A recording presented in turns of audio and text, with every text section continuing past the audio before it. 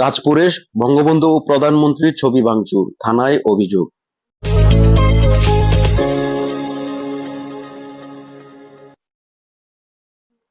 নারায়ণগঞ্জের সোনারগাঁও উপজেলার কাঁচপুর শিল্পাঞ্চল শ্রমিক লীগের কার্যালয়ে হামলা, বঙ্গবন্ধু শেখ মুজিবুর রহমান ও প্রধানমন্ত্রী শেখ হাসিনার ছবি ভাঙচুরের অভিযোগ উঠেছে সাবেক মহিলা মেম্বার জোহরা ও তার ভাই জিয়ার বিরুদ্ধে।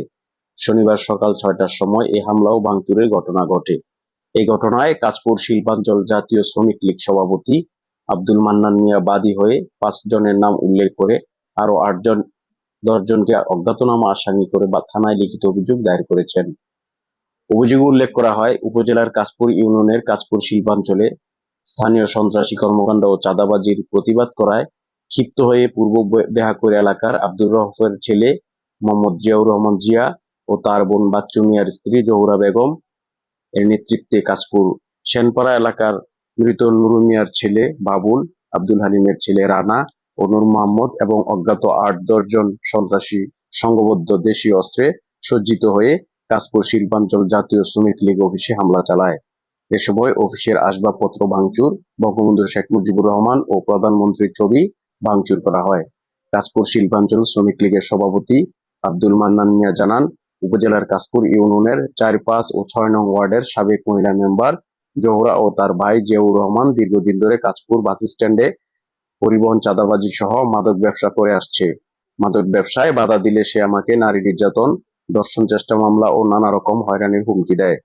তারই জের ধরে শনিবার সকালে আমাকে হত্যার উদ্দেশ্যে জিয়াউর রহমানের নেতৃত্বে একদল সশস্ত্র সন্ত্রাসী আমার কার্যালয়ে হামলা চালায়। এ সময় আমাকে না পেয়ে বঙ্গবন্ধু শেখ মুজিবুর রহমান, প্রধানমন্ত্রী শেখ হাসিনার ছবি নিচে ফেলে ভাঙচুর করে এবং স্থানীয় এমপি কায়সার হাসনাতের ছবি ভাঙচুর করে। খবর পেয়ে ঘটনাস্থলে আসতে আসতে সন্ত্রাসীরা পালিয়ে যায়। এই ঘটনায় সোনারগাঁ থানায় একটি অভিযোগ দায়ের করেছি। আমি মোহাম্মদ তৌহিদুল ইসলাম, সোনারগাঁ থানা শ্রমিক লীগের জয়েন্ট সেক্রেটারি।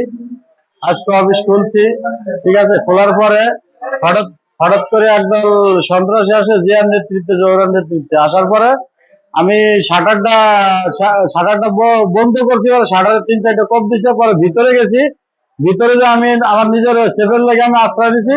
নেওয়ার পরে আমার বঙ্গবন্ধু ছবি, মাননীয় প্রধানমন্ত্রী জননেত্রী শেখ হাসিনার এবং আব্দুল কায়সার মাননীয় সংসদ সদস্য ছবি ভাঙচুর করে জহুরা এবং জিয়ার নেতৃত্বে ৮-১০ জন লোক আমার অফিসে এসে হামলা চালায়, ভাঙচুর করে, গ্লাস ভাঙচুর করে, বিভিন্ন ছবি, জাতির জনক বঙ্গবন্ধু শেখ মুজিবুর রহমানের ছবি মাটিতে ফেলায়া, পাড়ায়া ভাঙচুর করে এবং নেত্রীর ছবি, আমার প্রাণপ্রিয় নেত্রীর ছবি মাটিতে ফেলায়া ভাঙচুর করে, মাননীয় সংসদের ছবি মাটিতে ফেলায়া দেয় এবং ছবিগুলা ছিঁড়ে ফেলে।